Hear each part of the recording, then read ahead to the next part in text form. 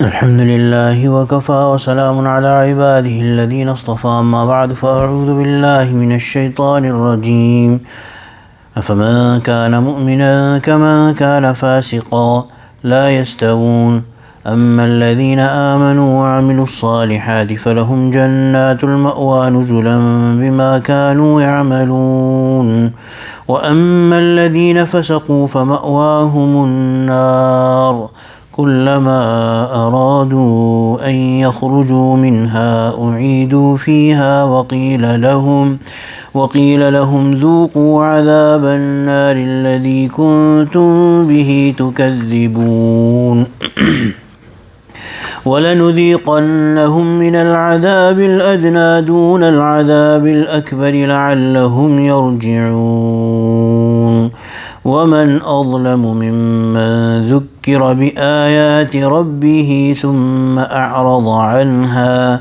إنا من المجرمين منتقمون.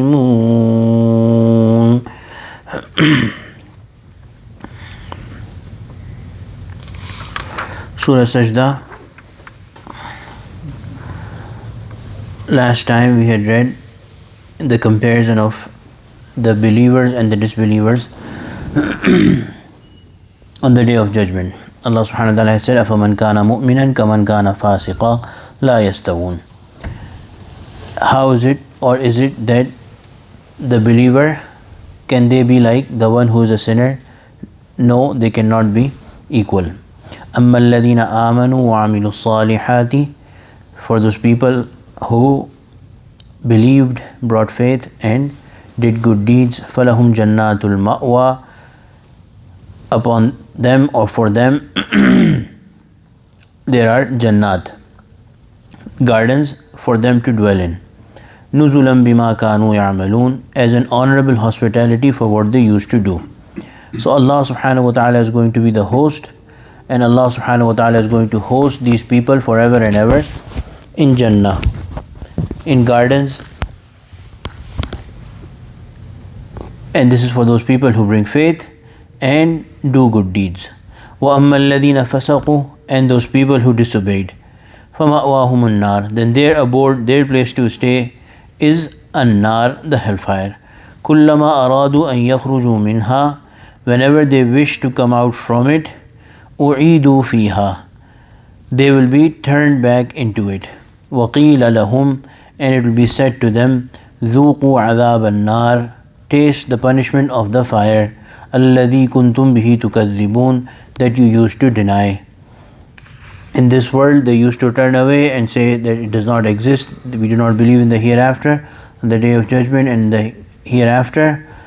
They will be put into it, they will face the punishment, they will suffer at its hands, and when they will want to come out, they will be thrown back into it, saying that this is the punishment that you used to deny.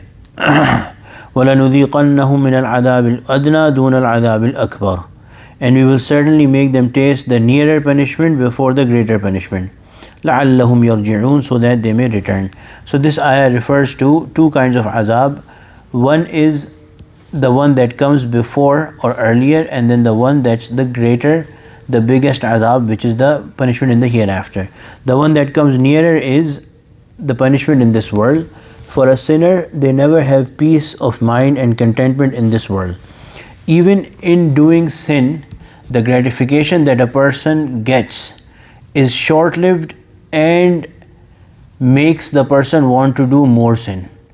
And that itself is a punishment, that a person never grows satisfied. There is no satisfaction in the life of sin, there is no satisfaction in the life of a sinner. Therefore, Allah subhanahu wa ta'ala punishes these people in this world as well. And the reason for this punishment is لَعَلَّهُمْ يَرْجِعُونَ, so that they may pay heed and they may wake up and turn back towards Allah subhanahu wa ta'ala. So, when a believer also commits a sin, Allah subhanahu wa ta'ala creates in their body and in their mind some signs which are an effect of the sin. For example, the heart starts to beat faster, or the mind becomes perturbed. All of these are very mild punishments, yet rather wake up signs from Allah subhanahu wa ta'ala. And for a disbeliever, this is punishment. A believer who takes heed and turns back towards Allah subhanahu wa ta'ala, it is indeed a mercy. The difference between these two is that when a person is warned by Allah subhanahu wa ta'ala and they are a believer and it is a warning from Allah subhanahu wa ta'ala, their heart and their mind begins to turn towards Allah subhanahu wa ta'ala even more. And for a disbeliever, if it's a punishment, then they turn away and run away from Allah even more. Similarly, when the life of a believer has suffering in it, Allah subhanahu wa ta'ala instills, if it is a test from Allah subhanahu wa ta'ala, Allah instills contentment and satisfaction in their heart, so that even if the times are hard, they don't lose their faith. They still stay steadfast. But if it's a punishment from Allah subhanahu wa ta'ala, then a clear sign is that a person starts to question Allah or run away from Allah subhanahu wa ta'ala. May Allah subhanahu wa ta'ala protect us. وَمَنْ أَظْلَمُ مِمَّنْ ذُكِّرَ بِآيَاتِ رَبِّهِ ثُمَّ أَعْرَضَ عَنْهَا. Who is more unjust?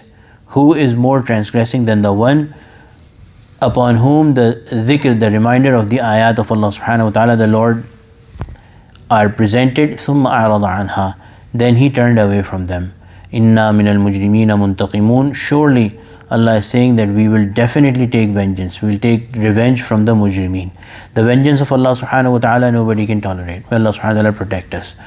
The one who has created us and under whose control we are totally, if that same Allah starts to take vengeance upon us, then where will we go? Where can we go?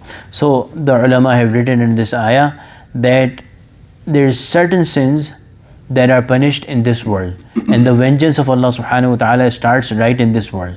For most of them, Allah delays it until the hereafter. A person dies on it without doing tawbah, Allah subhanahu wa ta'ala shows the punishment in the hereafter. But there's three that are mentioned. One is to go against the righteous thing, and to not only just not believe in the righteous thing, but rather create a movement or incite others, encourage others to also go against or stay away from truth.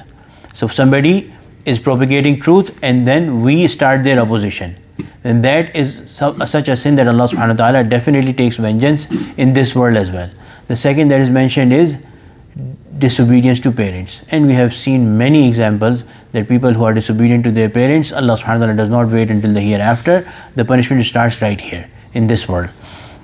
And the third is aiding with a cruel person. A person is doing unjust, doing injustice, and we become their support, or we do not help them by telling them that this is wrong, if we have the capacity, if we are in that position, or at least not help them. But if we help them, then the vengeance of Allah subhanahu wa ta'ala comes to us in this world as well. May Allah subhanahu wa ta'ala protect us from all sorts of displeasure of Allah subhanahu wa ta'ala and punishment. ربنا تقبل منا إنك أنت السميع العليم وتب علينا إنك أنت التواب الرحيم وصلى الله تعالى على خير خلقه سيدنا ومولانا محمد وعلى آله وصحبه أجمعين آمين برحمتك يا أرحم الراحمين.